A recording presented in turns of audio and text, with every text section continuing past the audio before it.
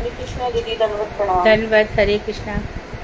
अज्ञानतिमिरान्धस्य ज्ञानाञ्जनशलाकया चक्षुरुन्मीलितं येन तस्मै श्रीगुरुवे नमः। नमो महावदन्याय कृष्णप्रेमप्रदायते कृष्णाय कृष्णचैतन्य नाम्ने गौरतुषे नमः। हे कृष्ण करुणा सिंधु दीनबंधो जगतपते गोपेश गोपिका कांत राधा कांत नमोस्तुते। तप्त कांचन गौरांगी राधे वृंदावनेश्वरी वृषभानुसुते देवी प्रणमामि हरिप्रिये। तवैवास्मि ना जीवामि त्वया बिना इति विज्ञाय राधे त्वं नय मां चरणान्तिके। गुरुवे गौरचन्द्राय राधिकायै तदालये कृष्णाय कृष्णभक्ताय तद्भक्ताय नमो नमः। वाञ्छाकल्पतरुभ्यश्च कृपा सिन्धुभ्येव च पतितानां पावनेभ्यो वैष्णवेभ्यो नमो नमः। श्री कृष्ण चैतन्य प्रभु नित्यानंद श्री अद्वैत गदाधर शिवासादि श्री गौर भक्त वृंद। हरे कृष्ण कृष्ण कृष्ण हरे हरे, हरे राम राम राम हरे हरे। मैं सर्वप्रथम मध्य गुरु पद्म परमाराध्यतम नित्य प्रविष्ट ओम विष्णुपाद अष्टोत्तर श्रीमद् भक्ति वेदांत श्री नारायण गोसाई महाराज मध्य शिक्षा गुरु पद्म परमाराध्यतम नित्य प्रविष्ट ओम विष्णुपाद अष्टोत्तर श्रीमद् भक्ति वेदांत श्री बावन गोसाई महाराज के श्री चरण कमलों में अनंत कोटि दंडवत प्रणाम ज्ञापन कर उनकी आहित की कृपा की वांछा करती हूँ। मैं ग्रंथराज श्री चेतन शिक्षामृत तदे रचेता ओम विष्णुपाद चंद्र श्री भक्तिनाथ ठाकुर के चरण कमलों में अनंत अनंत कोटि दंडवत प्रणाम कर उनकी अहित की कृपा की वांछा करती हूँ। मैं उपस्थित वैष्णवी सभी के लिए यथा योग्य वंदन अभिवादन दंडवत करती हूँ। क्योंकि अभी हम प्रेमा भक्ति में प्रवेश कर रहे हैं। प्रेमा भक्ति के बाद निश्चित रूप से रस आएगा, अष्टयाम की लीलाएं आएंगी, विरह व्यभिचारी भाव इत्यादि आएंगे। क्योंकि अब हमारा ये जो सिद्धांत था और हमने देखा कि संसार में बहुत तरह के लोग हैं और बहुत ही कम लोग हैं जो भगवान की भक्ति कर पाते हैं। बहुत सारे लोग तो अधिकांश लोग तो द्वारकाधीश कृष्ण में ही अटक जाते हैं। गीता के कृष्ण सबको बहुत भाते हैं, अच्छा लगता है, सब भगवान चक्र चला रहे हैं, भगवान शंख बजा रहे हैं, ऐसे बहुत लोगों को पसंद आता है। लेकिन बहुत ही सौभाग्यशाली वो लोग हैं सौभाग्यशाली वो लोग हैं जो नंद नंदन श्याम सुंदर मुरली मनोहर त्रिभंग ललित ललाम भगवान श्री कृष्ण की आराधना करते हैं। साथ में अब जब प्रेम भक्ति है तो साथ में राधा जी आएंगी। अब हम राधा जी को छोड़ करके कृष्ण की भक्ति करें तो भजन व्यर्थ चला जाता है। हम बार बार इसी बात को कहते हैं कि जब हम किसी चीज़ का भजन कर रहे हैं, किसी वस्तु का या किसी भी भाव से, तो हम जाएंगे कहाँ, हमारा लक्ष्य क्या होगा, हमारा विषय क्या है, लक्ष्य क्या है, वो वस्तु हमें क्या देगी। तो स्पष्ट जब हो जाता है कि हाँ भाई आनंदन भगवान तो श्री कृष्ण है, सारे देवी देवतन की आराधना कर रहे हैं, सब कुछ इन्हीं की आराधना कर रहे हैं और मैं भी इसीलिए इस संसार में भटक रहा हूँ कि मेरा अभी तक उनके साथ मेरा सुयोग ठीक से हुआ नहीं है। तो प्रेमा भक्ति में प्रवेश करने के बाद से हमारा रसमय संसार शुरू हो जाएगा, जहाँ रस ही रस है, माधुर्य है। प्रेमा भक्ति के बाद पतन का उदाहरण द्विविध वानर में देखा जाता है, हमने पहले भी डिस्कस किया है। जब भगवान श्री राम की बहुत सेवा करता था द्विविध वानर, बहुत उनसे प्रेम करता था, लेकिन इसके मन से ईर्ष्या नहीं गई थी, मत्सर, इसी के कारण ये जन्म ले रहा है। तो काम क्रोध मद लोभ मोह ईर्ष्या ये 6 रहने से तो ये तो बहुत ही नरक में ले जाने वाली चीज़ें हैं। क्योंकि हम भगवान के बनाए हुए किसी दूसरे जीव से नफरत कर रहे हैं, उससे ईर्ष्या कर रहे हैं, वो तो उसमें भगवान का स्थान है। अच्छा मानो उसको बहुत सुख मिल रहा है, हमें वो सुख नहीं मिल रहा तो हमें ईर्ष्या करनी चाहिए? नहीं, वो अपने सुख का भोग कर रहा है, सुख का भोग कर रहा है। इनफैक्ट हम ज़्यादा सुखी हैं क्योंकि वो सुख में भगवान को भूल रहा है और हमें पग पग पे पल पल पे भगवान याद आ रहे हैं। इसी प्रकार से हम संसार में बहुत प्रकार के सुख देखते हैं, लेकिन ये वास्तव में सुख और दुख एक जंजीरें हैं, दोनों एक सोने की एक लोहे की है। तो जो माया देवी हैं जिन्होंने ये संसार बनाया है, संसार रूपी दुर्ग बनाया है, जिसकी रक्षा कर रही हैं और क्या कर रही है, भगवान से विमुख जीवों को दंडित करती है। कभी तो स्वर्ग के समान सुख दे देती है, इंद्र के समान, और कभी बिल्कुल नार के जीवन जीने पर मजबूर कर देती है।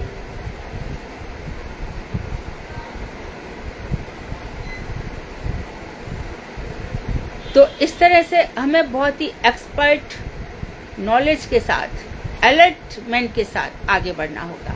आसपास हमें किसी से दिमाग नहीं लगाना होगा, पर चर्चा और पर निंदा में बिल्कुल नहीं पड़ना होगा। हमारा सबका, अरे हमने ऐसा सुना है, तुमने सुना है क्या? अच्छा, फिर वहाँ से तुमने सुना है क्या, तुमने सुना है क्या, ऐसे करके जो बातें होती है ना, इससे हमारा कर्म दोष बन जाता है और इससे पीछा नहीं छूटता। बंदूक से गोली निकल गई तो निकल ही गई। इसी प्रकार से हमें यद करोषि यद जोषि, तुम जो कुछ भी करते हो, जो कुछ भी खाते हो, जो कुछ भी अग्नि में आहुति देते हो, जो कुछ भी तपस्या करते हो, वो सब मुझे ही अर्पण करो। मेरा वो चला गया क्या? मैं दिख रही हूँ? हरे कृष्णा। हाँ जी दीदी। हरे कृष्णा दीदी। हाँ जी दिख रही है दीदी।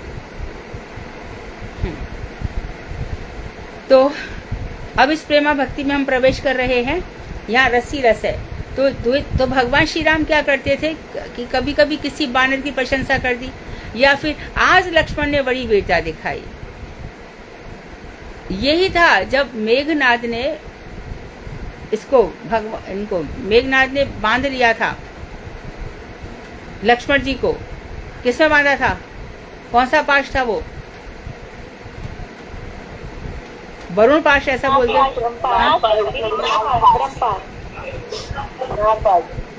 किसमें? नागपाश में।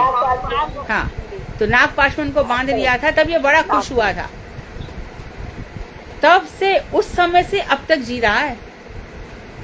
और जैसे बलराम जी इसके हाथ में आए, तभी ये लक्ष्मण बलराम एक ही है, तभी से उनसे चढ़ता है। इसलिए द्विविध बानर जो है, प्रेम है भगवान श्री राम से, लेकिन उसके अंदर ईर्ष्या का दोष है, इसलिए उसका पतन हो गया। तो अब ये प्रेम भक्ति हमने प्रारंभ तो कर दी थी, उसके आगे हम चल रहे हैं। रति में हम पढ़ रहे हैं, शुद्ध रति में 1 2 3। हाँ, स्थायी भाव में क्या हो? हाँ राइट, ये ठीक है। स्थायी भाव। अब स्थायी भाव मतलब परमानेंट भाव। इसका पहले कॉन्सेप्ट समझ लें। तो 5 प्रकार के रस हैं, और 5 प्रकार की जो रति है, इनके 5 प्रकार के रस हैं। तो स्थायी भाव किसी में माधुर्य है, मधुर श्रृंगार रस, किसी में वात्सल्य रस है, किसी में सख्य रस है, किसी में शांत रस है, और किसी में दास्य रस है। शांत रस का वृंदावन में प्रवेश नहीं है, यानी उसकी कोई वैल्यू नहीं है।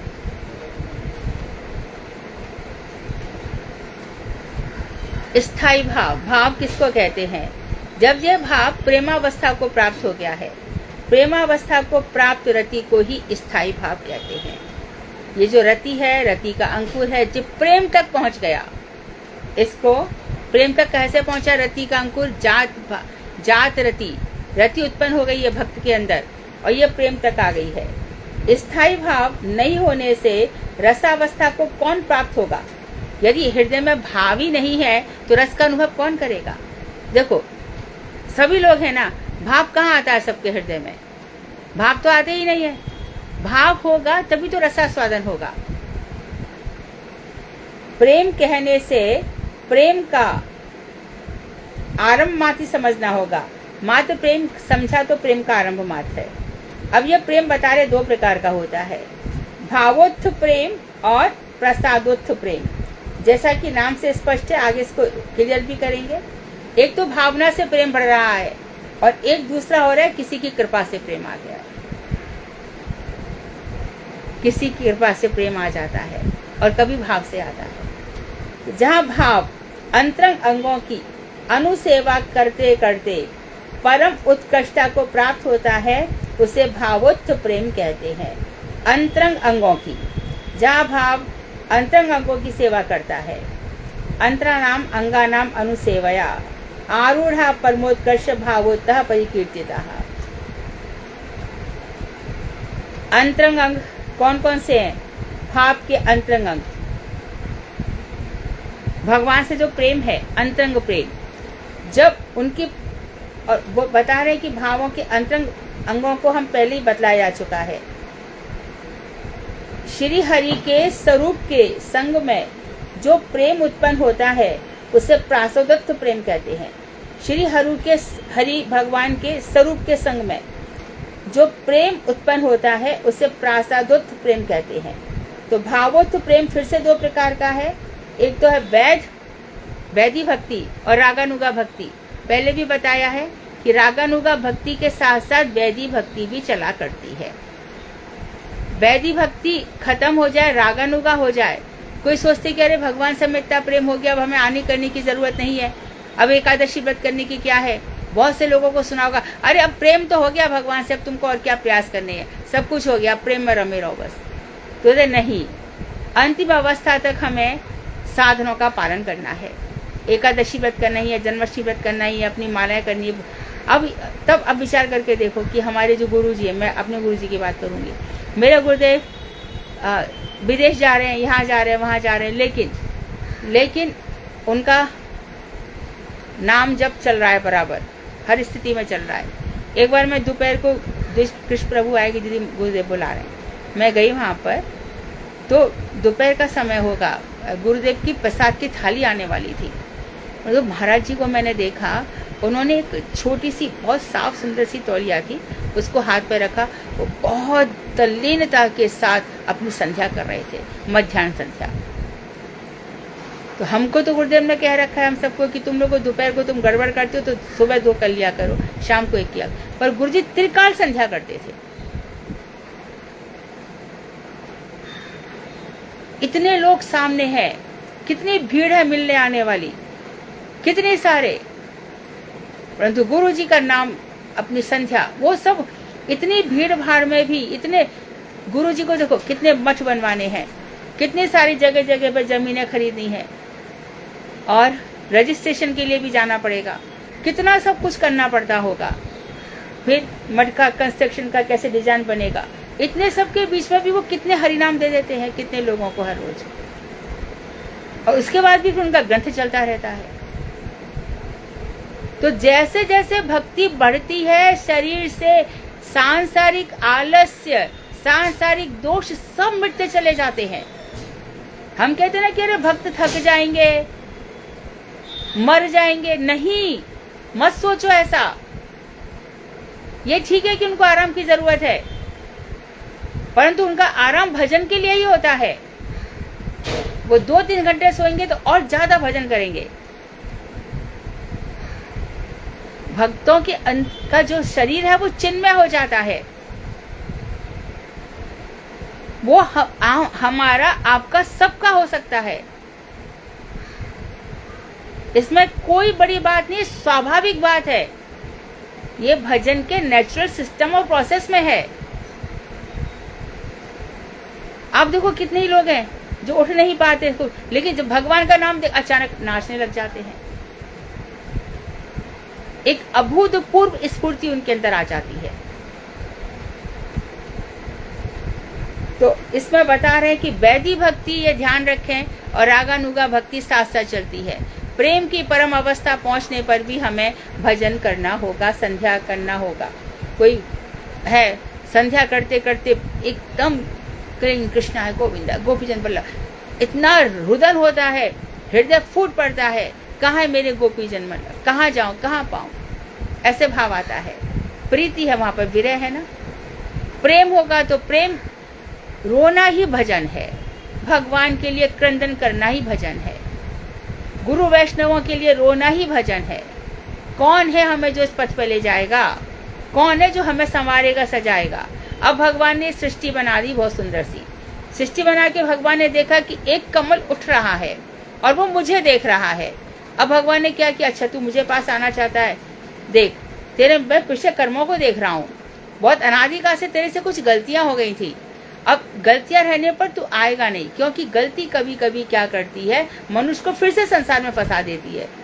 तो गलती को उसी तरह से जल जाना चाहिए जैसे कि हम चनों को भून लेते, उनसे कुछ उगा नहीं सकते, या अंकुरित चनों से हम कुछ उगा नहीं सकते, ऐसा होता है। तो अब वहां से कमल उगा। अब भगवान कहते हैं कि जितने कांटे सब इसमें दे दूं मैं, फिर मेरा कमल एकदम खिल जाएगा। और कमल भी सोच रहा है आ जाने दो, जो है एक ही जन्म में आएंगे, चलो 1 जन्म और ले लो, चलो 3 जन्म ले लो, अब तो खत्म करोगे कहानी। इस तरह से वैदिक भक्ति और रागानुगा भक्ति साथ साथ चलेगी। ध्यान रहे, वैद भावोत्थ प्रेम और रागानुग भावोत्थ प्रेम। अब यहाँ पर प्रसादोत्थ प्रेम बता रहे हैं। भगवान की कृपा से और श्री हरि के स्वरूप के संग से, श्री हरि के स्वरूप के संग से ये प्रसादोत्थ प्रेम दो प्रकार का होता है। एवं यह प्रसाद भी केवल भगवत संग बल से ही प्राप्त होता है, सीधे भगवत संग बल से ही।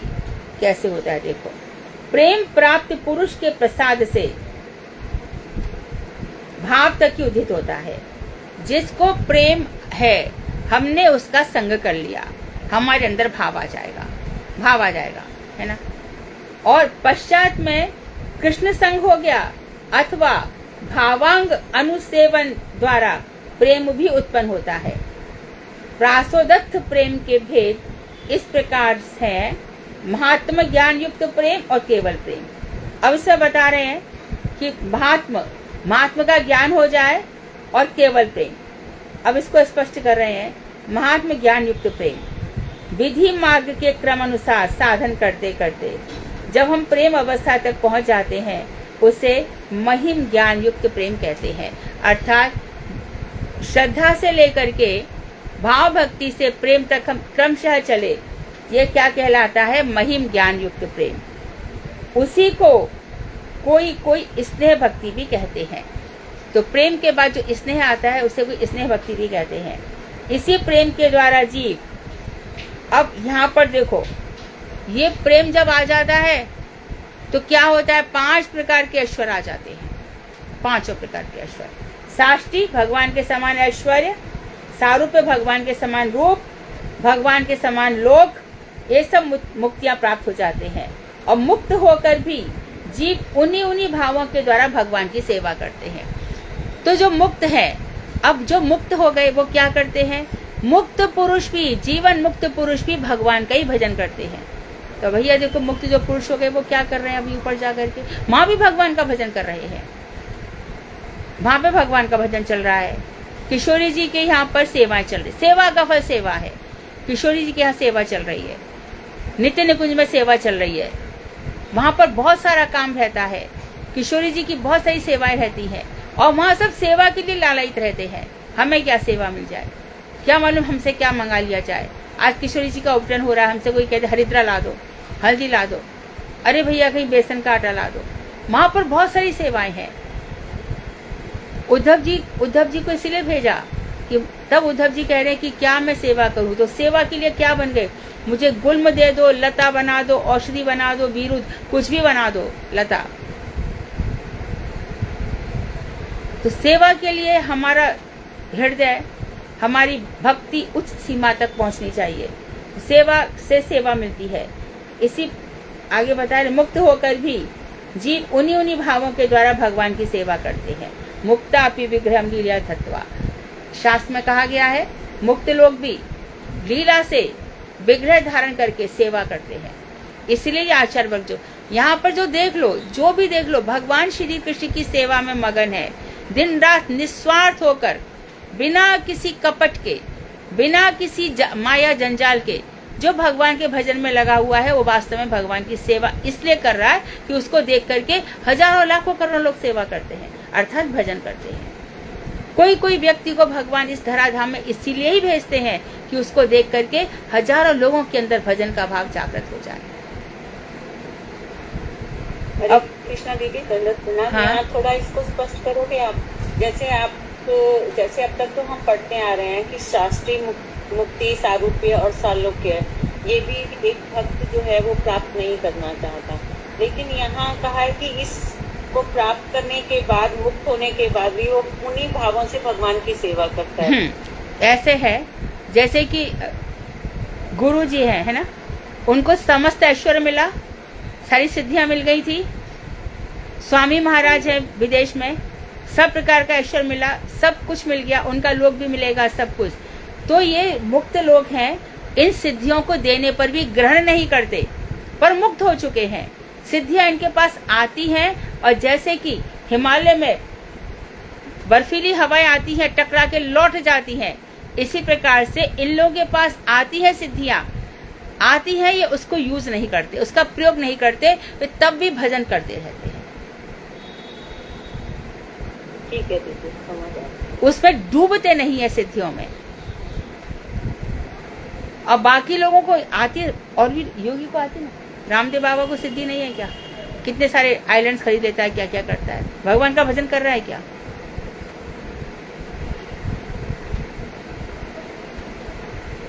इनके पास अनायासी चली आती है, फिर ये मुक्त अवस्था में आ जाते हैं। अर्थात इनको किसी से न प्रेम है, जगत से ना किसी में आसक्ति, ना कुछ है, बिल्कुल जीवन मुक्त है। तो ये उस समय में भी यहाँ पर आते हैं और भगवान के कार्यों को करते हैं। अब कह रहे केवल प्रेम, राग आश्रित साधन करते करते जो प्रेम उदित होता है, प्राय वही प्रेम केवलत्व को प्राप्त है। राग आश्रित, रागानुगा, राग पर, प्रेम पर आश्रित व्यक्ति साधन करते करते इष्ट में आविष्ट हो गया। जो अपने इष्ट में आविष्ट हो गया उसको कहते हैं राग भक्ति। तो इतना आवेश है भगवान का, दिन रात भगवान का आवेश है। जैसे कि हमारे जीव गोस्वामी, रूप गोस्वामी, यही 6 गोसाई, ये करे चरण बंदन जहाँ इते विघ्न नाश अविष्ट पूर्ण, ये 6 गोसाई हैं। और भी जैसे कि आज भक्ति प्रमोदपुरी गोसाई महाराज, भक्ति दैत माधव महाराज, भक्ति वल्लभ तीर्थ महाराज, ये सब जो है इनमें राग इतना अधिक प्रेम हो गया है, चीत्कार कर करके रोते हैं, ऐसे अश्रुधाराएं बहती हैं। गुरुदेव एक बार सोए हुए थे, उमा दीदी बता रही थी कि उन्होंने जाकर के, उमा दीदी ने गुरुदेव के चरण छू दिए और गुरुदेव एक पुस्तक को लेकर के भावावेश अवस्था में थे। तो दीदी ने जाके चरण छू दिए, वो एकदम उठ गए, वो उस जगत में थे, यहाँ पर आ गए। उस समय कुछ नहीं बोले, पर दीदी ने कहा कि उनका पूरा मुख अश्रुओं से भरा पड़ा था। ऐसे गुरु जी के दर्शन कितनी बार हुए हैं। बाद में उन्होंने, गुरुदेव ने दीदी को बोला, उमा जब तक मेरे पैर मत छुआ कर, ठीक है। इसी प्रकार से दिल्ली में एक भक्त और है, मुझे नाम याद नहीं आ रहा, उज्जवल नीलमणि ग्रंथ पढ़ाते पढ़ाते गुरुदेव का ऊपर से लेके नीचे तक पूरा की पूरा सब आंसुओं से भीग गया था। इसी प्रकार से जब शरद पूर्णिमा आती थी तो गुरुदेव अपने गुरु जी की याद करके एकदम किलकार, एकदम हिचकियां भर के रोते थे। और हम में से कितने लोगों ने उनको, रघुनाथ दास गोस्वामी की समाधि के पास जब गुरुदेव कीर्तन करते थे, जब कुछ वक्तृता देते थे, तब गुरुदेव रोते थे। तो ये राग से भरे हुए रहते हैं इनके। हम तो सोचते हैं ऐसा हुआ होगा क्या, कोई एक छाछ भर के, एक दोना छाछ भर के जीता होगा क्या? इनके पास ये प्रश्न नहीं होते। उनके पास ये ऐसा होता है, ऐसे जिए तो मैं भी ऐसे ही जीऊंगा। इन्होंने किस तरह से राधा कुंड के पास रह करके भजन किया है, मैं भी ऐसे ही भजन करूंगा, ऐसी सेवा करूंगा। रूप गोस्वामी, सनातन गोस्वामी ने कैसे भजन किया है, मैं भी वैसा ही करूंगा। अभी हम में से सब लोग, कितने सारे लोग गिरिराज जी जाएंगे। हम में से कितने लोग हैं जो इसलिए जाएंगे गिरिराज जी की सनातन गोस्वामी कैसे परिक्रमा करते थे, किन भावों में डूबकर। हम अच्छा मानो हमें भाव आ भी गया तो हमारा अधिकांश लोगों का कहते हैं हम दूसरों को दिखा रहे हैं, दूसरों को दिखाने के लिए मैं शान चल रही हूँ। नहीं, ये सब गड़बड़ हो जाएगा, पतन हो जाएगा, अपराध हो जाएगा। मानो हम चल रहे हैं, किसी ने हमसे कहा हरे कृष्णा, तो हमें क्या करना चाहिए? अरे मैं तो भावों में डूबा, मैं जो कह हरे कृष्ण नहीं, प्यार से कहो हरे कृष्णा। उससे तो हमें भगवान की याद दिला रहा है ना, वो तो राधे राधे करे भगवान की याद दिला रहा है ना। ये सब राग आश्रित प्रेम है। यहाँ प्राय शब्द का अर्थ यह है कि यदि रागानुग भक्ति के साधन काल में वैधि भक्ति के अंगों में आसक्ति रहती है तो वह प्रेम केवल नहीं होता। यह कह रहे हैं कि प्राय शब्द का यह अर्थ है कि जब रागानुगा भक्ति आ जाती है तब वैधि भक्ति के अंगों में आसक्ति रहती है तो वह प्रेम केवल प्रेम नहीं होता। तो वैधि भक्ति संग में चलेगी पर आसक्ति नहीं रहेगी। कैसे? देखो, सुबह उठ गए और 5 बजे 4:30 बजे मंगला चलिए, लेकिन मेरा तो अभी 1 लाख नाम पूरा नहीं हुआ, और मुझसे मिलने के लिए कोई लोग बहुत बड़े भक्त आ गए, तो क्या मैं नाम लेकर बैठूंगी कि भक्तों से मिलूंगी? बोलो। मैं गुरुदेव के ऊपर बोल रही हूँ, अपने लिए नहीं कह रही, गुरु जी के लिए कह रही हूँ, है ना। गुरु जी तो इस तरह से गुरु जी मिलते थे, तो क्या वैधि भक्ति को लेकर के बैठे रहेंगे वो? नहीं, आसन पर बैठे गुरुदेव कभी नहीं मिलते थे, ऐसा नहीं था, ऐसा नहीं था। हमने ये सब बातें गुरु जी के जीवन में देखी हैं। मैं रिसर्च कर रही थी तो मैं आगरा जाती थी, और आगरा जाऊंगी तो कॉलेज पहुंचना ही है, मथुरा से आगरा, तो 6:30-7 बजे तो होली गेट जाऊंगी बस स्टैंड, तो मठ तो पड़ेगा ही, और कोई भी होगा, कोई का भी गुरु होगा, उसको लगेगा कि मैं गुरुदेव को प्रणाम करने जाऊं, तो गुरु जी को प्रणाम करने जाती थी, 2-3 दिन प्रणाम करके चली आती थी। एक दिन माधव महाराज बोले कि दीदी आज महाराज जी है ना थोड़ा सा अस्वस्थ है और उनका भजन चल रहा है, आज आप रहने ही दो। मैं कहा मैं तो प्रणाम करूंगी ना, तो नहीं दीदी आज आप रहने दो। फिर मैं चली गई। दूसरे दिन स्वयं जब मैं करने गई तो गुरुदेव बोले कल आगरा नहीं गई थी क्या? मैं गई थी, तो आई क्यों नहीं? मैं कहा माधव महाराज, अरे उस लड़की को कोई नहीं रोकेगा।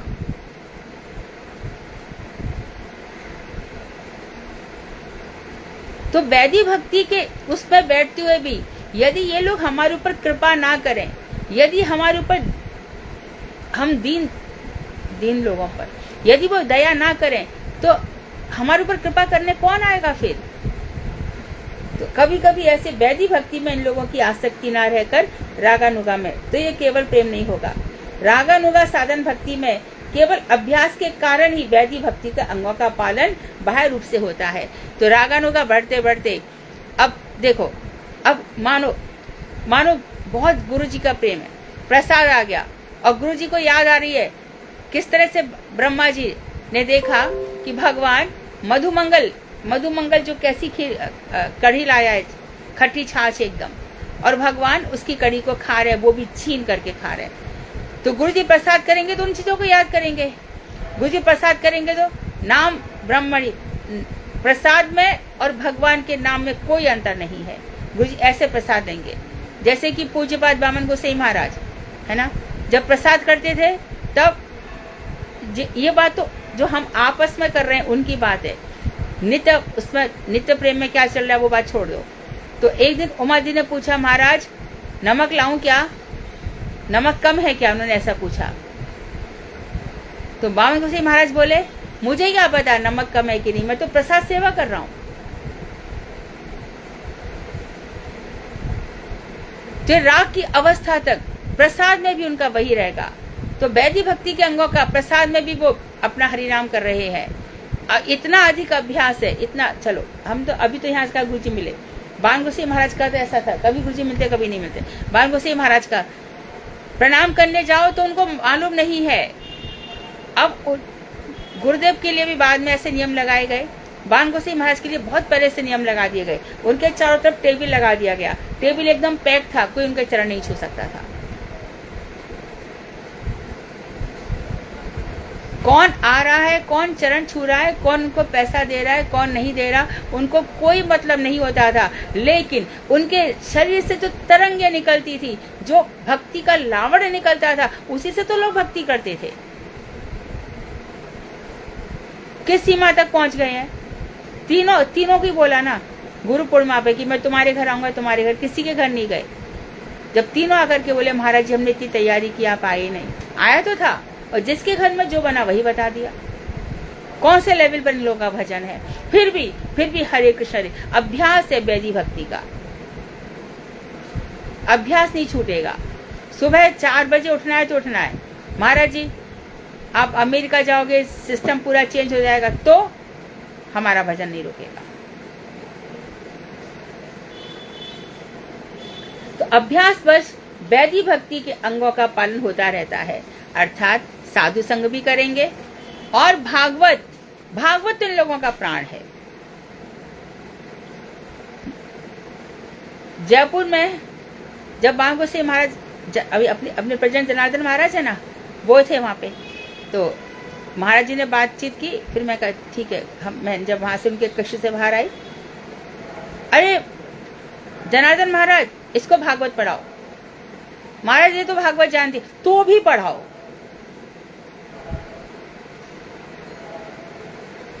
तो वैदिक भक्ति के अंगों को छोड़ना नहीं है, साधु संग करना है, महामंत्र हमेशा जपना है, और जहां भी श्री विग्रह की जब भी सेवा का अवसर मिलेगा अपने घर में, चाहे वो चित्रपट सेवा हो चाहे किसी भी रूप में हो, भगवान की सेवा करनी होगी हर हालत में। अपने गुरु की, गुरु परंपरा की, इनके बार बार प्रणाम करना होगा। महाराज जी रोज जब नीचे लेक्चर देने आते हैं तो परिक्रमा करते हैं, सुबह मंगला आरती में आते तो करते हैं, लेकिन महाराज जी के ऊपर के कक्ष में एक छोटा सा आला था, उसके अंदर उनकी गुरु जी की मूर्ति और भगवान श्री कृष्ण की फोटो। महाराज जी रोज उनको फूल माला पहनाते थे।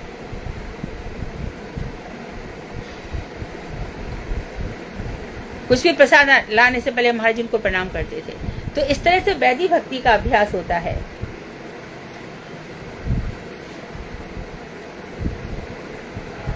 हाँ, बाह्य रूप में होता है, आसक्ति वश नहीं होता।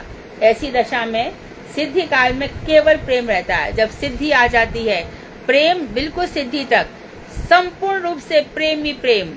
कल बताया था ना, पहले स्निग्धता रहती है, फिर मसरता रह जाती है, आर्द्रता आ जाती है, पूरा प्रेम सरोवर रहता है। और फिर जित देखो तित श्याममयी है, जहां भी देखो वहां श्याममयी है, सब कुछ कृष्ण ही कृष्ण दिखाई देता है। और फिर राधे और कृष्ण का भी यही दिखाई देता है, कृष्ण प्रेममयी राधा, राधा प्रेममयो हरि, जीवन निधने नित्यम राधा कृष्ण गतिर्ममा। श्री जीव गोस्वामी कह रहे हैं। फिर वहां प्रेम में प्रेम रह जाता है। प्रेम सर्वार्थ शिरोमणि है। प्रेम के उदय होने पर जीवन सार्थक हो जाता है। जीव सर्वार्थ सिद्धि प्राप्त करता है, उसके संपूर्ण अमंगल दूर हो जाते हैं। प्रेम से क्या क्या लाभ होता है? फर्स्ट, जीवन सार्थक। सेकंड, सर्वार्थ सिद्धि योग आ जाता है। जब चलते चलते कई सारे पड़ाव हो गए हमारे, हम ही कुत्ते बने, हम ही सुअर बने, हम ही ना जाने क्या क्या बने होंगे, भगवान ही जाने, और अभी भी भगवान ना जाने कहाँ का। लेकिन हाँ, ये बात तो निश्चित है कि जो भगवान का भजन कर रहा है उसके लिए नरक नहीं है, लेकिन वैष्णव अपराधी को जाने कहाँ डालेंगे उसका कोई ठिकाना भी नहीं। पर निंदक को खुद तो निंदा करता है, दूसरों को भी उकसाता है, उसको भगवान, उसके लिए शास्त्रों में कोई वर्णन नहीं है। यमराज ने कह दिया अजामिल एक दफा नाम ले दिया, तेरा उद्धार है। तो नाम अपराधी, नामाभास और प्रेमी, इन सब की गति अलग अलग है। नाम अपराधी को भी संसार में आना पड़ेगा। भगवान के प्रति अपराध हो जाता है तो भगवान उद्धार कर सकते हैं, लेकिन वैष्णव के प्रति उद्धार का कोई उपाय नहीं है। जीव सर्वार्थ सिद्ध प्राप्त करता है। तीसरा है, उसके संपूर्ण अमंगल दूर हो जाते हैं। जीव के लिए है ना, अमंगल दूर हो जाते। तुलसीदास ने बड़े प्यार से एक लाइन लिखी है, बड़े ही प्यार से, भाव को भाव अनख आलसौ, नाम जपत मंगल दिशि दसहूं। फिर मंगल मंगल शुरू हो जाते हैं। देखो इस संसार में वही बच रहा है जो भजन कर रहा है।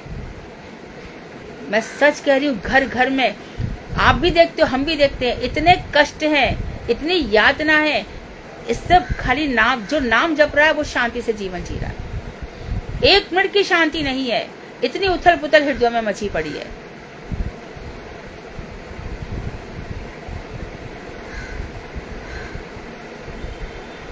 बता रहे हैं, जीव के लिए प्रेम से बढ़कर कोई भी दूसरा श्रेष्ठ लाभ नहीं है। प्रेम के समीप मोक्ष अत्यंत शुद्ध और क्षणिक तत्व है। मोक्ष जो है नीरस है, शुद्ध है, बेकार का है। मोक्ष क्या हो गया? मोक्ष छुटकारा, सेवा का भाव नहीं है भाई, तो मोक्ष मिल गया। मोक्ष करके तुम करोगे क्या? मानो तुम्हारे संसार में सब प्रकार के शम दम तितिक्षा उपरति सब कुछ हो गया, बिल्कुल शांत है। संसार से आत्यंतिक निवृत्ति हो चुकी है, दुखों की, दुखों से बिल्कुल छुटकारा हो चुका है। योगश चित्तवृत्ति निरोधा, चित्तवृत्तियां शांत हो चुकी है, सब बिल्कुल शांत है। लेकिन आगे क्या? इसलिए सेवा का भाव बहुत जरूरी है। तो जो प्रेम के समीप, प्रेम में प्रेमी भी रहे और हम भी रहे। हम प्रेमी हैं और ठाकुर जी हमारे सेव्य हैं, हम सेवक हैं। हम सेवा नहीं करेंगे तो रहेंगे कहाँ पर? गोलोक धाम में जाएं, क्या करेंगे वहां जाकर के? वहां सेवा की परिपाटी जो है उसके प्रति लोभ आता है। महाप्रभु जी के लिए सब सेवा, श्रीमन महाप्रभु के लिए सब सेवा में लगे रहते थे। गदाधर जी उनके साथ में, राधा जी, और गदाधर जी को क्षेत्र संन्यास था, यहाँ से जा नहीं सकते थे। लेकिन जब महाप्रभु वृंदावन गए तो गदाधर जी को साथ नहीं जाने दिया, क्योंकि जब राधा जी साथ में रहेंगी तो जो राधा भाव का आस्वादन करने आए वो कौन करेगा? तो प्रेम में डूबे हुए महाप्रभु कहाँ जाऊं कहाँ पाऊं, हे मथुरानाथ कदा अवलोक्य से, आपको कब देखूंगा? हमारे माधवेंद्रपुरी पाद भी कहते हैं। तो इस तरह से जब प्रेम की ये पुकार होती है तब हमारे गदाधर जी, राधा जी कहते हैं श्रीमन महाप्रभु को, अभी तो कुछ विरह का आस्वादन नहीं किया आपने, मुझे देखो मैं किस तरह से मूर्छा अवस्था में रहती थी। कमल के पत्तों की शैया बनाई जाती थी जो कई कई दिनों तक सूखते भी नहीं है, परंतु मेरे विरह ताप से वो कमल के पत्ते भी सूख जाते थे। मेरे को अभी माला पहनाई है और विरह ताप इतना था, एक पतली सी माला वो भी झुलस जाती थी। तो प्रेम उस अवस्था तक पहुंचता है। प्रेम में आंसू बहे, भांडीर बन, वहां ब्रह्मांड घाट के पास है ना, कौन सा, मानसरोवर, आज भी उसका चरणामृत पियो, ऐसा लगता है कि अभी भी वो प्रेम की तो ये जो कार्तिक परिक्रमा में जाओगे ना, ये सब जो जगह जगह आचमन करोगे, यही तो भक्ति तुम्हारे अंदर प्रज्वलित कर रहा है। भजन भी है, कथाएं भी है और धाम की कृपा भी है।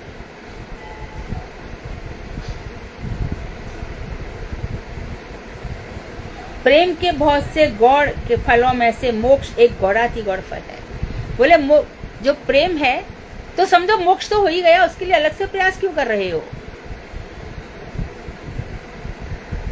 दिल्ली से बम्बई आ गए, सूरत तो पहुंच ही गए, बड़ौदा तो पहुंच ही गए, बम्बई आ ही गए, हो ही गया काम।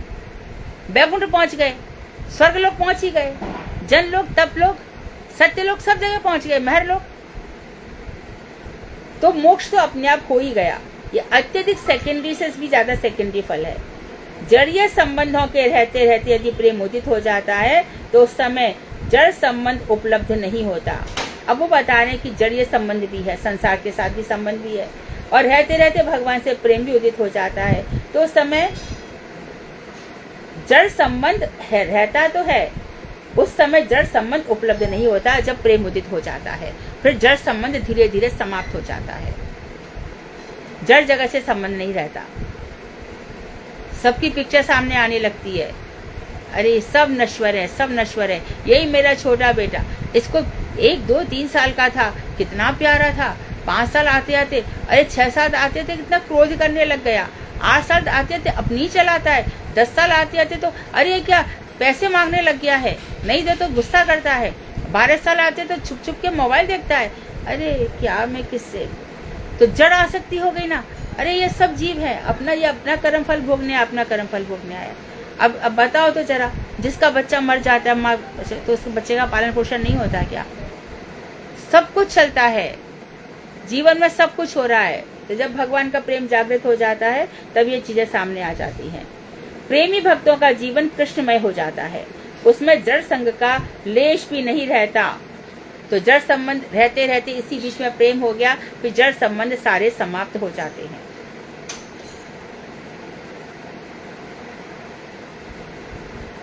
करीब 15 साल तो हो गए होंगे इस बात को शायद।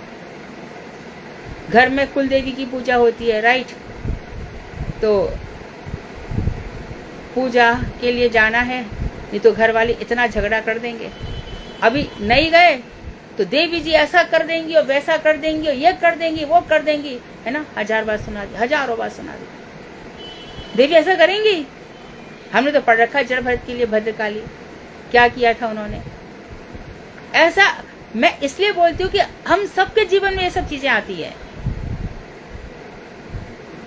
लेकिन इन चीजों की चर्चा करके लाभ कुछ नहीं, लाभ इतना ही है कि हमें इग्नोर करना है।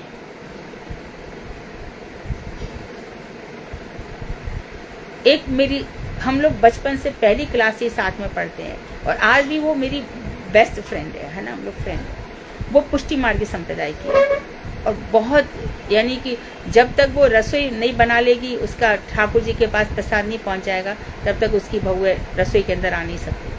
और जब बच्चे हुए सब अपनी रसोई अलग कर ली ठाकुर जी की, ठाकुर जी का प्रसाद बहुत, और 252 वैष्णव की वार्ता वगैरह सब उसका चलता रहता है। तो वो मुझे कह रही थी कि संसार छूट गया और हमारे पति ने खूब मुझे कहा कि तेरे को शाप लग जाएगा और तेरे बच्चे मर जाएंगे तेरे। ये बोले इन बातों को, परसों तरसों इससे बात हो रही थी, बोले देख मेरे साथ ऐसा हुआ, और इन बातों को करीब 7-8 साल हो गए। ठाकुर जी ने ये लोग हमारा जीवन चलाएंगे। ये प्रेम भक्ति, तब मैं बोल रही हूँ प्रेम भक्ति की अवस्था तक, तब मैं ये बातें कह रही हूँ। वो तो ऐसे ही करेंगे, अपना ठिकाना है। आज वो ज्यादा शापित जीवन जी रहा है। गुरुदेव भी कहते थे तुमको रसगुल्ला नहीं खाना है, किसी ने दिया तुमने नहीं लिया। इसी प्रकार से जो लोग जो कुछ भी कह रहे हैं, सब रिवर्स उनकी तरफ ही जा रहा है। प्रेमी भक्त कुछ लेते नहीं है और ना ही जवान चलाते हैं, अपने मुख से कुछ कहते, कर्म दोष भी नहीं बनाते। चुपचाप सहन करना होगा, तब ये प्रेम परवान चढ़ेगा भाई, तब ये प्रेम उच्च अवस्था तक पहुंचेगा। ये तो कांप हो जाएंगे।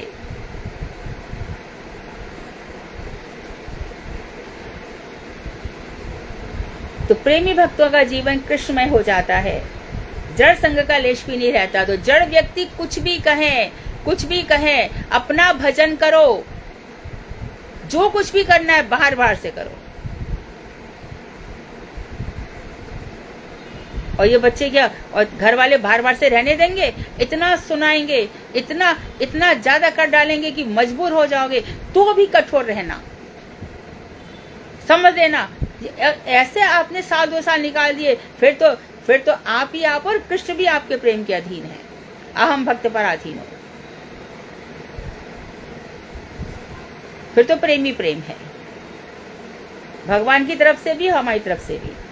सूर्योदय के समय खद्योत की भांति प्रेम के उदय होने पर विधियां छिप जाती है।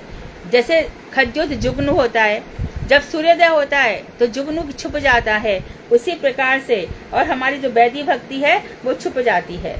प्रेमी भक्तों की दृष्टि में संसार भी वैकुंठ के रूप में प्रतिभात होता है। उसको संसार, मुझे भजन करने को मिल रहा है, उसके लिए संसार ही वैकुंठ हो जाता है। कल राजेश प्रभु आप ही याद दिला रहे थे ना कि गुरुदेव कहते थे कि मैं 10 वर्ष और रहना चाहता हूँ। 10 वर्ष बस और रहते गुरुदेव तो और आनंद आ जाता। पर अचानक उनका मन पता नहीं क्या हो गया कि नहीं अब मैं चल जाऊंगा, छोड़ जाऊंगा, अब जाऊंगा। तो सितंबर तक में गुरुदेव ने मुझसे कहा था कि ये वेदांत के 4थे भाग का, कि बेटी मैं गुरुदेव इसका अंत का अनुवाद कर रहा, तुम क्यों करेगी, मैं करूंगा। तो अभी तो गुरुदेव हैं, लेकिन पुरी में जाकर के वो समुद्र में महाप्रभु की एकदम यादों में, स्मृतियों में, फिर गुरुदेव ने सुबह 3 बजे निशांत लीला में प्रवेश कर लिया। तो इन लोगों को संसार में भी हर जगह भौम वृंदावन है, ऊपर की छाया है, लेकिन इन लोगों के लिए, हम लोगों के लिए ये नित्य वृंदावन धाम में रहते हैं। इनका जगत, ये जहाँ रहेंगे, जित देखो तित श्याममयी है, जहाँ रहेंगे वहां श्याम ही श्याम है। अब बता रहे हैं प्रेमोदय होने के 9 क्रम। कोई वैदिक भक्ति वाले यहाँ पे भी आ जाएंगे, यहाँ पे जो बताएं वही, और यहाँ पे देखो थोड़ा सा चेंज आ जाएगा। साधन से लेकर साध्य। साधन क्या है? हरे कृष्ण कृष्ण कृष्ण हरे हरे, हरे राम राम राम हरे हरे। सिद्ध अवस्था क्या है? नहीं, साधन है हरे कृष्ण कृष्ण कृष्ण हरे हरे, और साध्य क्या है? हरे राम राम राम हरे हरे। जिस साधन से साध्य को प्राप्त किया जाए। साध हमारा क्या है? हरे राम, राधा रमन लाल जी।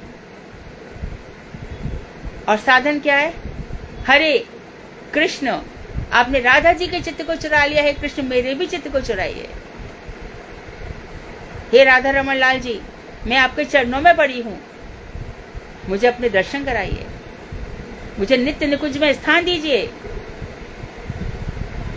मुझे रूप मंजरी, रति मंजरी, रमण मंजरी, राग मंजरी, इनके अनुगत्य में रखिए। हे ललिता सखी, हे विशाखा सखी, ये प्रेमी भक्ति की पुकार रहती है।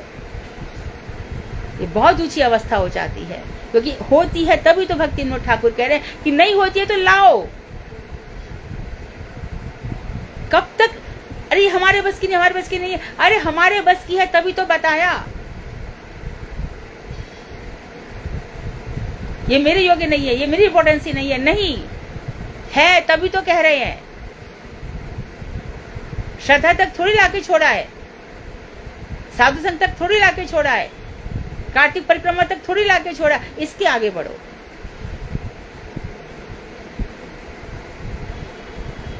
तो साधन से लेकर साध्य अवस्था तक प्रेमोदय के बहुत से क्रम हैं, इनको जान लेना बहुत आवश्यक है। देखो कह रहे अत्यंत आवश्यक है। ये उदय क्रम निम्नलिखित 9 अवस्थाओं से परिलक्षित होते हैं। 9 अवस्थाओं में पहले साधु संग है, श्रद्धा है, साधु संग, भजन क्रिया, अनर्थ निवृत्ति, निष्ठा, रुचि, आसक्ति, भाव, प्रेम। अब श्रद्धा देखो, इनके अप्रेमा भक्ति में श्रद्धा कैसे चलेगी। नीति शून्य जीवन पशु तुल्य होता है, जिसके अंदर कुछ नीति ही नहीं है। माँ का अपमान, पिता का अपमान, गली छाप कुत्तों से प्रेम और सब गंदे गंदे लोगों के पास रहना, ये नीति शून्य जीवन पशुओं के समान होता है। इसमें बुद्धि के द्वारा पदार्थ विज्ञान और शिल्प आदि की उन्नति द्वारा जो इंद्रिय सुख समृद्धि होती है, वह समृद्धा आसुरिक उन्नति है। तो ऐसे जिनके अंदर कोई नीति नहीं है, जैसे तैसे खुश हो जाएं, तो इनके द्वारा, ये बुद्धि के द्वारा, देखो पदार्थ विज्ञान, ये जो केमिकल्स हैं, बायोलॉजी है, केमिस्ट्री है, इसको भी जान लेते हैं यदि ये नीति शून्य लोग हैं, है ना। बहुत से ऐसे लोग हैं, बड़े बड़े साइंटिस्ट हैं, माता पिता का हमको पता ही नहीं है। अभी हॉस्पिटल में एक पेशेंट था, तो वो नर्स कह रही थी कि पेशेंट 8 महीने से, मैं कहा ऐसा क्या हो gया उसको। बोले नहीं, इसका जो बेटा है बहुत पैसे भेजता है हॉस्पिटल को, कहता है घर भर में कोई संभालने वाला नहीं, इसको हॉस्पिटल का जो महीने का खर्चा है मैं दे दूंगा।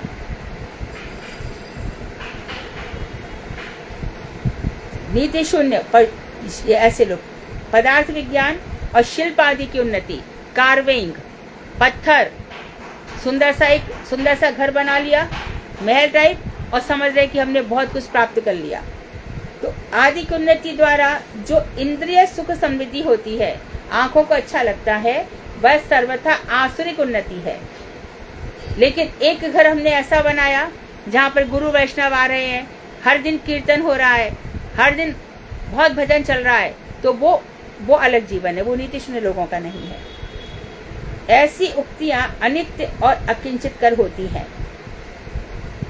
ऐसी उन्नति अनित्य है।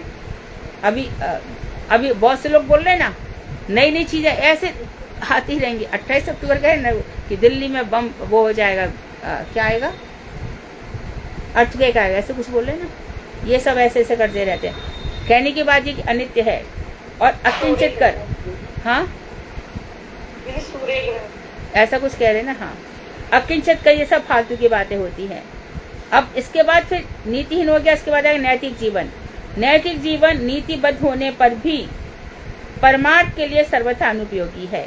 आप बहुत ऑनेस्ट हैं, सत्यगुणी वाले हैं, आप रजोगुणी भी नहीं है, रजोगुण से बहुत ऊपर उठ गए हैं, आप क्रोध भी नहीं करते, शांत रहते हैं, लेकिन फिर भी आपका ये जीवन परमार्थ के लिए कुछ उपयोगी नहीं है, क्योंकि इसमें ईश्वर भाव का अभाव रहता है।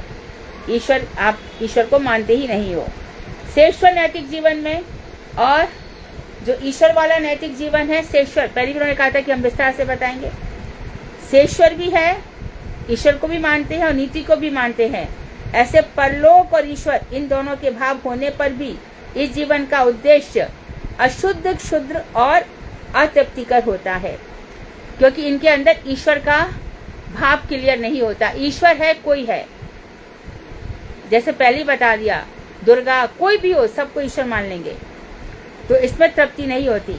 जीव इसमें आबद्ध नहीं रह सकता। अभेदवादी का जीवन ऐसा ही होता है।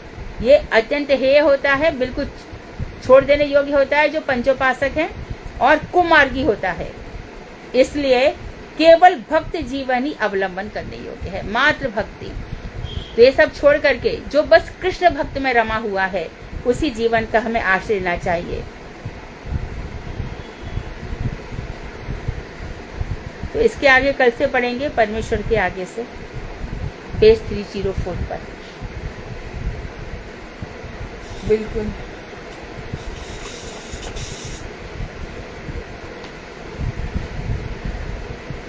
वांछा कल्पतरुवश्य कृपा सिंधुवेव च पतितानां पावनेभ्यो वैष्णवेभ्यो नमः। दीदी ये लाइन एक बार दोबारा बता हाँ, दो। बोलो। सूर्योदय के समय खद्योत की भांति प्रेम के हाँ। उदय होने पर खद्योत होता है जुगनू। जैसे कि सूर्योदय होता है तब जुगनू छुप जाता है, उसकी कोई वैल्यू ही नहीं होती। इसी प्रकार से जब रागात्मिका भक्ति, रागानुगा भक्ति उदित हो जाती है, तब वैदिक भक्ति के अंग छुप जाते हैं। ठीक है, थैंक यू।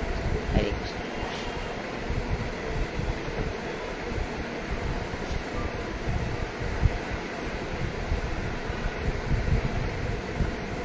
और कोई प्रश्न?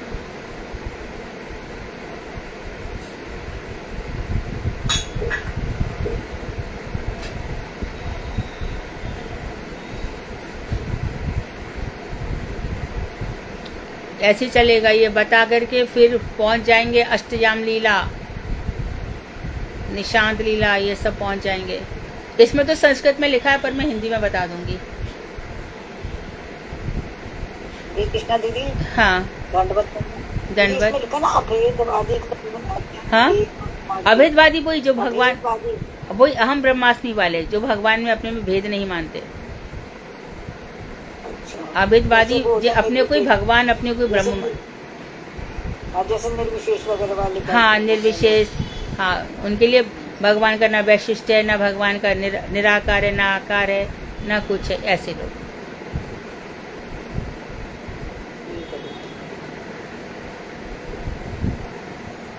हरे कृष्णा दीदी, दंडवत प्रणाम। हाँ, दंडवत। दीदी मेरा एक प्रश्न था, जो कल आप जैसे करा रहे थे, उसमें भर्ग रति एक ये आया था ना, भर्ग चिंता। वहाँ सर्ग कर दो, भा की जगह सा कर दो। अच्छा, ठीक है, वो मुझे समझ नहीं आया भर्ग क्या होता है। नहीं, भर्ग सर्ग करो। हरे कृष्ण दीदी, प्रणाम। जैसे पेज नंबर 300 में लिखा हुआ है कि भावोत प्रेम दो प्रकार का है, वैध भावोत प्रेम और रागानुग भावोत। तो आपने बोला कि ये दोनों पैरेलल चलते हैं, साथ साथ में। कौन है भाई? तो एक को मुझे बोल दीजिए। एक सेकेंड है ना, जरा एक पार्सल आया।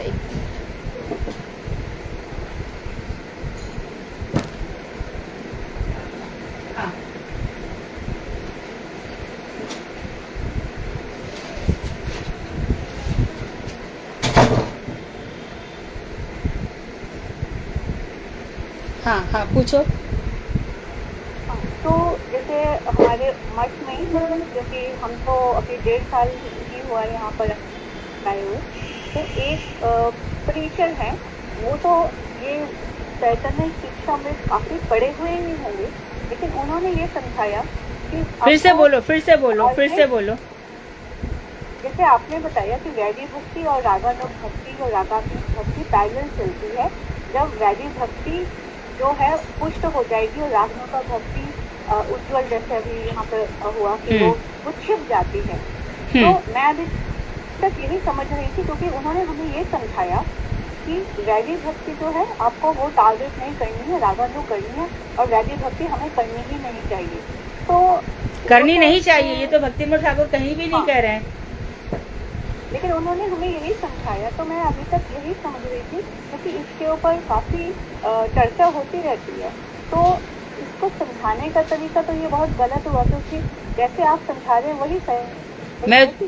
हमें वही समझना है जो भक्तिविनोद ठाकुर कह रहे हैं। हम में से कोई भी भक्तिविनोद ठाकुर की बातों को लांघ नहीं सकता, कोई भी।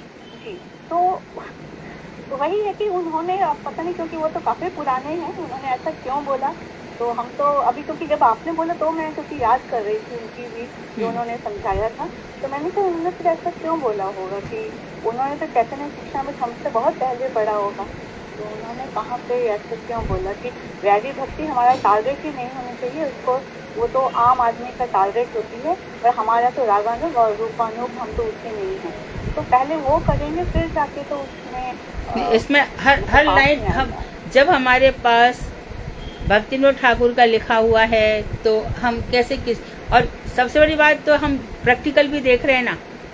भक्ति रसामृत सिंधु के बाद जब वैदिक भक्ति आ गई, उसके बाद फिर उज्जवल नीलमणि आई ना। इसी प्रकार से जैव धर्म में भी पहले वैदिक भक्ति बताई गई और उसके बाद फिर रस विचार में प्रवेश हुआ, और यहाँ भी भाव भक्ति तक रहे, उसके बाद प्रेमा भक्ति आई, तब बताया कि अब प्रेमा वैदिक भक्ति फिर रह ही नहीं पाएगी ना।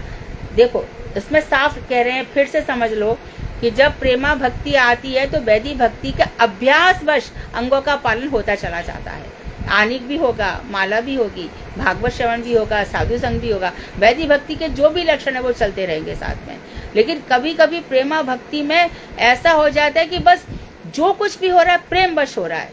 जैसे कि मानो प्रमोदपुरी गोस्वामी गुरुदेव मिले, वहां पर दोनों आलिंगन करेंगे, ऐसा नहीं कि पहले दंडवत प्रणाम, ये भाई पहले मिले तो दंडवत भी होगा, प्रेम से दोनों के रोंगटे खड़े हो जाएंगे, और फिर प्रेम की अवस्था अलग होती है।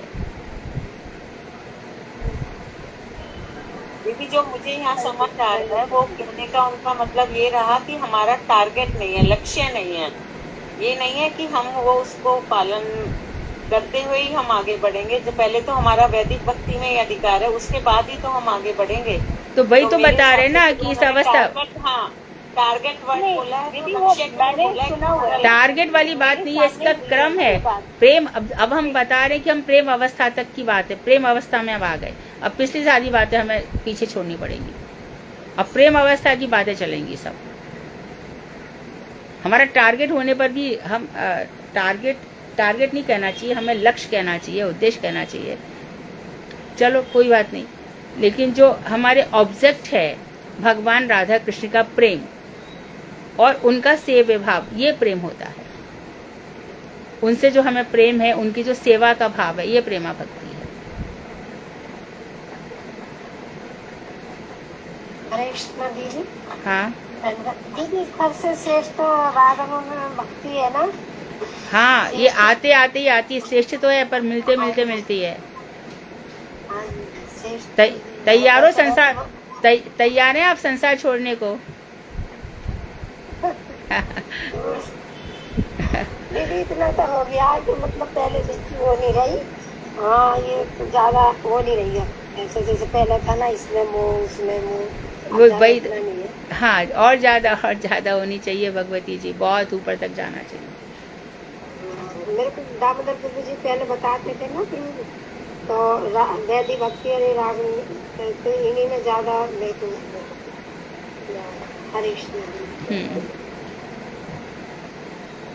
अरे प्रेमा भक्ति आती नहीं भाई, कितने जीवन समाप्त हो जाते हैं, कहाँ आती है।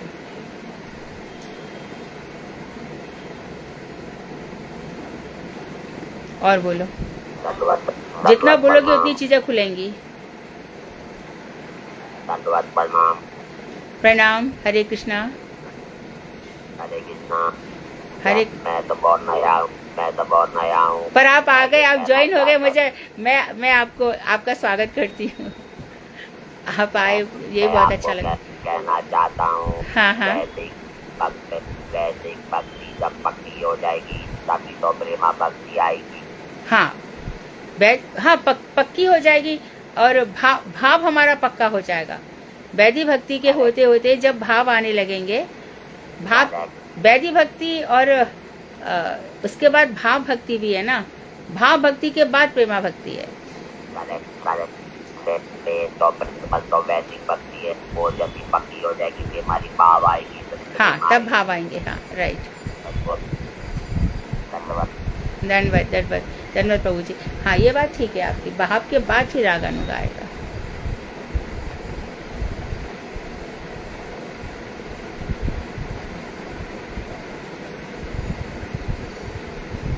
और कोई प्रश्न?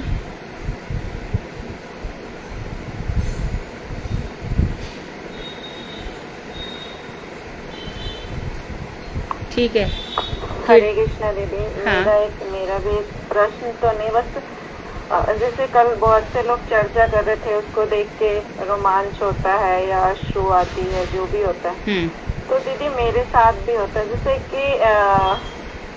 जैसे कि आप हो या मेरे गुरुदेव हैं, जब भी वो ब्यास धरती पे बैठ के कथा करते हैं या वो जब आते हैं, तो जो उनकी तेज है या मुझे ही होता है या गलत है पता नहीं, तो दीदी मुझे अजीब सा होता है, मेरे आंखों में आंसू आ जाती है और मैं अपने आप को रोक नहीं पाती हूँ। बस मैं आपसे शेयर करना चाह रही हूँ, तो ये क्या है दीदी? अपनी अपनी अवस्था है। गुरु जी को देख करके रोमांच तो होता ही है, ये तो निश्चित है,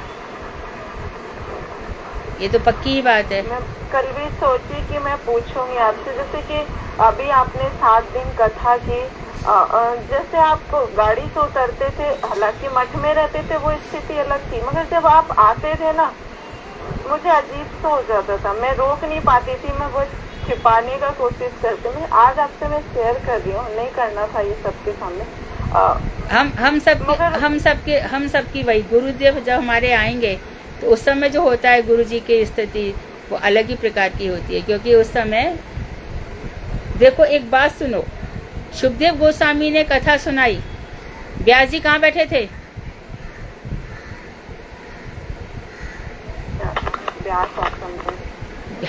व्यास आसन पे तो सुखदेव कथा तो सिर्फ सुखदेव गोस्वामी जी ने सुनाई थी और सबके सब ऋषि मुनि नीचे तो उस समय जो उनका तेज था सुखदेव गोस्वामी का, उसके आगे जितने भी वहाँ पर ऋषि थे, च्यवन ऋषि, देवल ऋषि, नारद जी भी वहाँ बैठे थे, ध्रुव भी आए थे, प्रहलाद भी आए थे, उस समय सब कोई वहाँ पर बैठा था।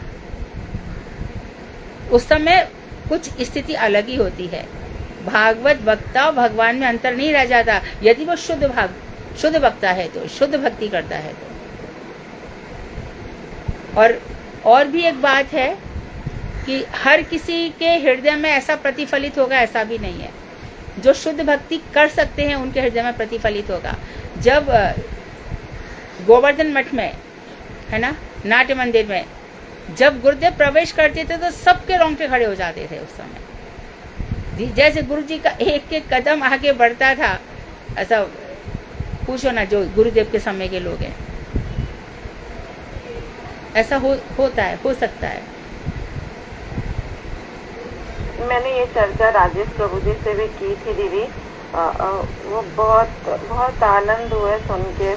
उनके पास तो टाइम बहुत कम था, मगर मैंने उनको सारी कह रही और बता कह रहे मेरे को फोन करना, फ्री हो गया। मैंने वो शुद्ध भक्त बताई मैंने। हाँ, शुद्ध भक्त है ना, तो उन्होंने बहुत मेरे को बोला नहीं बेटा, मगर मेरे को ना इस बार कुछ अलग ही हुआ दीदी, जो मैं फील कर सकती हूँ। आपका तेज मेरे को अरे ये सब क्या, अपना भजन बढ़ाओ, खूब बढ़ाओ, प्रेम भक्ति तक पहुँचो। भजन बढ़ाने के लिए ही ग्रंथ पढ़ रहे हैं हम। हाँ,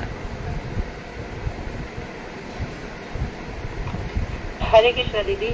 हाँ, लेकिन दीदी अगर आपकी कथाएं चलती रही ना, आपका साथ हमें और मिल गया, तो हम थोड़ा तो ऊपर पहुंच ही जाएंगे दीदी, और हाँ, लेवल पे। बस तो कि जब हमने रसिक भक्तों की अगर कथाएं हमें मिली, तो मुझे भी आप लोग सेवा का मौका देते रहोगे तो क्यों नहीं दीदी। तो ये वैष्णवों की कृपा से हो ही जाएगा, और पहले से तो दीदी हुआ ही है। आपकी कथाएं तो मतलब हृदय तक पहुंचती हैं हमारे। कुछ भी हो घर में, अगर कुछ भी बात हो तो भी अगर आपकी रिकॉर्डिंग भी सुन लेना तो ही दीदी हमें बहुत ही मतलब उत्साह मिलता है आपकी कथाओं में। कौन बोल रहे हैं? दीदी की वीरवती कथाएं होती हैं। दीदी मैं विनीता बोल रही थी। विनीता, हाँ मुझे लग ही रहा था विनीता की आवाज। हाँ हाँ, बहुत देखो ये कथाएं ना, भागवत की कथाएं है ना, बहुत प्रभावशाली है। इनको ये मालूम नहीं था ना कि इतना, कि जैसे वैष्णवों का किस तरीके से वो हमने दीदी कभी मतलब पहले नहीं सुना था इस तरीके से। तो जो ये आप बातें बताती गुरुदेव की, वो तो हमने तो कभी देखा भी नहीं। नारायण गोस्वामी पूज्यपाद नारायण गोस्वामी महाराज जी को तो ऐसा लगता है कि जैसे कानों से सुन के वो हर समय हमारे साथ रहते हैं, हर समय हम महसूस कर सकते हैं। गुरुदेव रह सकते हैं, गुरुदेव की सामर्थ्य, जो उनको याद करेगा उसके पास आ सकते हैं। वो भी और बावन गोसाई महाराज भी, दोनों ही। दोनों ही बहुत प्रखर। दीदी व्रत भी रखते थे नवरात्रि के और वो सब, लेकिन अब जैसे मतलब ऐसा कुछ लगता ही नहीं है कि अब हमने छोड़ दिए। मैंने तो दीदी पहली बार मतलब पूरी तरीके से छोड़े हैं। देखो अब तुम लोग अपने परम गुरुदेव की नारायण गुरुजी महाराज की बात बता रहे हो ना, अभी हम प्रेम भक्ति तक आ गए, तो मैं एक घटना शेयर करूँ। एक घटना है ना, एक तो गुरुदेव, एक बार गुरुदेव अपने गुरुदेव को बहुत याद कर रहे थे, तो बोल रहे थे कि मुझे स्वप्न में गुरुजी दिखाई दिए, है ना। तो मैं नेचुरल क्वेश्चन पूछूंगी कि महाराज जी वो क्या कह रहे थे, तो महाराज जी एकदम उसमें आगे कह रही है मैंने क्या कह डाला। तो मैं कहा महाराज जी बता दीजिए ना। तो बस इतना ही बोला, वो बड़े प्रसन्न थे, वो बड़े प्रसन्न थे, मैं जो कुछ भी कर रहा हूँ उससे बड़े प्रसन्न थे। तो मैं ऐसे सोची कि महाराज जी कभी मेरे भी सपने में आएंगे, तो फिर मैं भी ऐसे, मैं उस समय का ध्यान करने लग गई। एक बार परम गुरुदेव की बात, मैं एक रूम है, अंदर रूम है ना, पहले हम दूसरे घर में रहते थे, तो वहाँ पर अंदर रूम में मैं वेदांत का काम कर रही थी। तो मुझे हमेशा एक एहसास होता था उस समय, कई दिनों से, करीब 1 महीना से 7 तोते रोज मेरे सामने से उड़ के जाते थे और आते थे। तो भी मैंने कहा चलो प्रकृति का कुछ है ऐसी। एक दिन और मुझे ऐसा लगता था कि परम गुरुदेव करताल बजाते हैं अपना पैर थोड़ा उठा करके। तो वो भी मुझे ये तो पता था कि हमारी सामर्थ्य नहीं है, गुरु वैष्णव भी लिखवा सकते हैं, ये तो मुझे पता था। लेकिन एक दिन आश्चर्यचकित घटना ये हो गई, चारू उठी और चारू ने उठ करके अंदर झांका कुछ कहने के लिए, तो वो एकदम फेंट होके गिर गई। माँ परम गुरुदेव।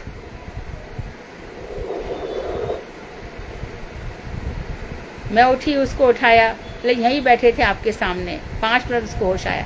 तो ये जो हम लोग स्मरण करते हैं ना, ये लोग हमारे ऊपर कृपा बरसाते ही हैं, 100% बरसाते हैं। इसके लिए मैं कह रही हूँ कि नारायण गोसाई महाराज का यदि आप याद करोगे, या परम गुरुदेव या सरस्वती प्रभुपाद, किसी को भी, चक्रवर्ती ठाकुर, भक्तिविनोद ठाकुर, किसी को भी याद कर लो, वो आकर के हमारे ऊपर कृपा बरसाने के लिए खड़े हैं कि हे जीव, तू भक्ति के लिए जागा, आ ऊपर, हम तेरे साथ हैं।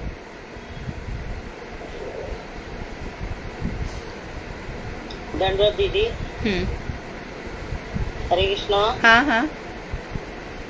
हाँ दीदी, मैं आपको एक गुरुजी की बात बताऊं। एक बारी मेरा ना ऑपरेशन हो रहा था, गुरुजी मेरे घर में एक दिन पहले ही आके गए थे। कौन बोल रहे हैं? तो मेरे हाथ, मैं उषा शर्मा बोल रही हूँ। हाँ उषा जी, हाँ बताइए। हाँ तो हाँ दीदी, मेरे घर में तो गुरुदेव बहुत आते थे। तो मैंने ऑपरेशन हो रहा था मेरा, तो सब कहने लगे महाराज जी कल दीदी को ऐसे अटैक हुआ है और आज ना उनका ऑपरेशन है। कहते कुछ नहीं होता उसको। दीदी मुझे ना डॉक्टर वो सारे जो लगा रहे थे दीदी, मुझे इतना लंबा हाथ आया आगे कि मैंने एकदम झटका देना शुरू करा। मैंने कहा डॉक्टर हटो, डॉक्टर हटो। डॉक्टर कहते क्या हुआ? मैंने कहा डॉक्टर साहब मेरे गुरुदेव आ गए हैं, अब आप थोड़ा पीछे हट जाओ, मुझे पहले उनके दर्शन करने दो। मुझे हट जाओ महाराज जी, मेरे सिर पे हाथ रखेंगे। दीदी मेरे सिर पे उन्होंने हाथ रखा, और फिर जब दीदी मेरा ऑपरेशन हो गया, सब कुछ हो गया, तो डॉक्टर मेरे को बोलने लगा ये आप क्या कह रहे थे? मैंने कहा ऐसे ऐसे मेरे गुरुदेव है और उन्होंने मेरे पर ऐसी ऐसी कृपा करी है। तो महाराज जी मेरे को उस टाइम आ गए थे, कहते आपका ऑपरेशन तो बिल्कुल ठीक हो गया। मैंने कहा मेरे गुरुदेव आपसे बड़े डॉक्टर हैं। फिर उन्होंने मेरे डॉक्टर साहब ने मेरा ऑपरेशन किया। उसके बाद डॉक्टर साहब ने महाराज जी का मेरे से सारा एड्रेस किया, और आज हमारे यहाँ वक्त है। वही ऐसे उनकी हजारों कहानियां हैं। हाँ दीदी, मेरे पे तो इतनी कृपा होती थी। मेरा बेटा 3 महीने हॉस्पिटल में रहा, वेंटिलेटर पे 28 दिन रहा। तो सब डॉक्टर ने कह दिया इसकी मम्मी और इसकी बीवी को बुला लो, नहीं तो ये ना मतलब अब सोच लो थोड़ी देर में इसका मतलब टाइम हो जाएगा। दीदी मैंने कहा मैं कहीं नहीं जाऊंगी, मैं राधा रानी के सामने बैठी, मैं गुरु जी के सामने बैठ गई। मैंने रामचंद्र प्रभु को फ़ोन किया, मैंने कहा प्रभु जी विक्की के लिए डॉक्टर ऐसे बोल रहे, कहते आप महाराज जी को कहो। मैंने दीदी महाराज जी से अरदास करी, मैंने महाराज जी ऐसे ऐसे महाराज दीदी उसी टाइम क्या आया कि आपके पास आपका बेटा को सांस आ गए हैं और आपका बेटा बिल्कुल अच्छी तरीके से है और उसको सारा कुछ ठीक हो रहा है। ऐसे ऐसी उनकी कृपाएं हमने बरसाई हैं। बराबर। गुरुदेव की मधुर स्मृतियाँ कार्यक्रम था ना, उसमें हम सबका सुनते हैं ना, सबके जीवन में कितना परिवर्तन हाँ आया। जी हाँ। दीदी मेरे साथ तो ऐसा हुआ है कि मैं कभी भूल कर भी, आज मुझे 30 साल हो गए गुरुदेव के साथ जुड़े हुए, लेकिन मैं उनकी लीलाओं को वो नहीं कर सकती। बिल्कुल। जहाँ भी बैठे होते थे, चाहे 2000 बंदा बैठा हो नवदीप में, कितना ए पगली, मुझे पगली कह के बुलाते थे, ए पगली इधर तो आ, भजन तो गा, नचा तो सही। दीदी जब आप बोलते हो ना कभी कभी तो कई लैंग्वेज ना उनकी बोल जाते हो, तो दीदी मेरी आंख में एकदम आंसू आ जाते हैं। मुझे आज तक कोई भी इतना पसंद नहीं, मतलब कहना नहीं चाहिए तो आज जो मेरे को आपसे सुनना, सोचते हो मेरे को आप पहले क्यों नहीं मिले।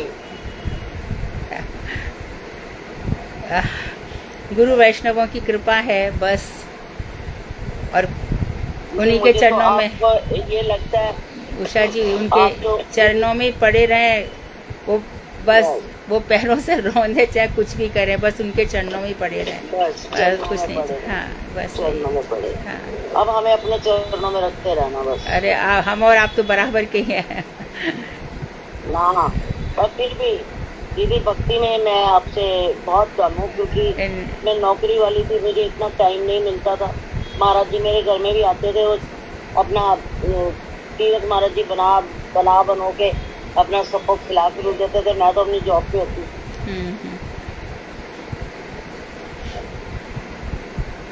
कल कौन कीर्तन गा रहा था? उद्धव जी वाला मैं नहीं गाया था। आपने गाया था ना? हाँ मुझे वही लग रहा था। हाँ आप पूरा कीजिए ना। हाँ जी पूरा कीजिए ना, कल गाइए, शुरू कीजिए। दीदी मैं जब गाती थी ना ये भजन, तो गुरु जी की आंखों में छमछे पानी आने लग गया। हाँ उनको उद्धव जी के भजन बहुत अच्छे लगते हैं। हाँ।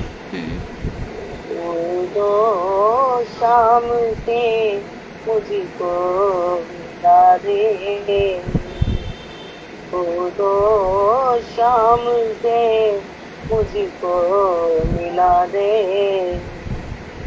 जिस दिन से मेरे शाम गए हैं, ना कोई चेती ना ही खबरिया, दो शाम से एक खत लिखवा दे, दो शाम से मुझको मिला दे। आओ दो तेरे चरण पड़त हूँ, आओ दो तेरे चरण पड़त हूँ, उन बिन हमसे रहा न जाए, उन बिन हमसे रहा न जाए, तू दो जा करके उनको बतला दो, तू दो शाम से हमको मिला दो। कल की कह गए कब न आए, कल की कह गए कब न आए, निर्मोही क्यों छोड़ गए हैं, निर्मोही क्यों छोड़ गए हैं, तू दो एक बात उनको समझा दो, तो दो शाम से हमको मिला दो। तारे गिन गिन रैन बिताऊं, तारे गिन गिन रैन बिताऊं, चैन पड़त ना मोहे दो, कैसे मैं जी होंगी दो, कैसे जिएंगे हम दो, उस सावरिया को समझा दो, दो शाम से हमको मिला दो। बहुत सुंदर, बहुत सुंदर। कैसे मैं जीऊँगी, हाँ हाँ, बहुत भावपूर्ण है, बहुत सुंदर, बहुत सुंदर। दीदी जब महाराज जी कहते थे ना, मुझे कभी कहते थे ये भजन सुना तो, उदो का भजन सुना तो, हाँ, इससे बहुत और भाव है। कभी तो आप बोलते हो ना, तो मेरे को ये लगता है मेरे गुरुदेव सुन रहे हैं। हाँ हाँ हाँ। एक ये और एक उड़ जा रे भंवर तो है मारू जी उड़ जा रे, तो कहते थे कि सुना, वो सुना मेरे को। तो कल उसको सुनाइए आप जरूर। हाँ हाँ दीदी, हाँ दीदी, मेरे को ऐसे भाव वाले भजन जो है ना, शुरू से गुरुदेव की कृपा से अच्छे लगते हैं। अच्छा, आपके अंदर प्रेमा भक्ति है ना? गुरुदेव ने सब ऐसे लोगों का चयन कर लिया, सभी गुरु जी के सभी भक्त ऐसे ही हैं, सभी। दीदी बस इन्हीं के साथ बना रहे, हाँ और कुछ नहीं। दीदी जब मेरे हस्बैंड की डेथ हुई थी ना, तो सब कह रहे थे रामचंद्र प्रभु ने क्रिया करवाई थी, वो हरिद्वार में उनका हुआ था, यहाँ से गए थे लेकिन वो वापस नहीं आए थे हरिद्वार से, फिर हम वहीं सब कुछ करके आए थे, तो वापस नहीं आए थे। तो फिर वहाँ महाराज जी उन्होंने कहा, रामचंद्र प्रभु ने कहा उनको यहाँ लेके भी नहीं आना, सती घाट पे करके आ जाओ, हरि का बंदा हरि के द्वार गया, मत कर लेके आना। मेरे हस्बैंड का नाम भी हरि था, तो मैं हरिद्वार की रहने वाली हूँ, हरि मेरा। तो सब कह रहे थे ये बिल्कुल भी रो नहीं रही है, कुछ नहीं रो रही है। मैं अपने हाथ में माला ली हुई थी, मैं शांत थी। तो रामचंद्र प्रभु आए थे, तो मुझे कहने लगे कि आपने, गुरुदेव ने कहा है आपने रोना नहीं है। मैंने कहा नहीं, मैं बिल्कुल भी आंसू नहीं डालूंगी, उनको जाने दो।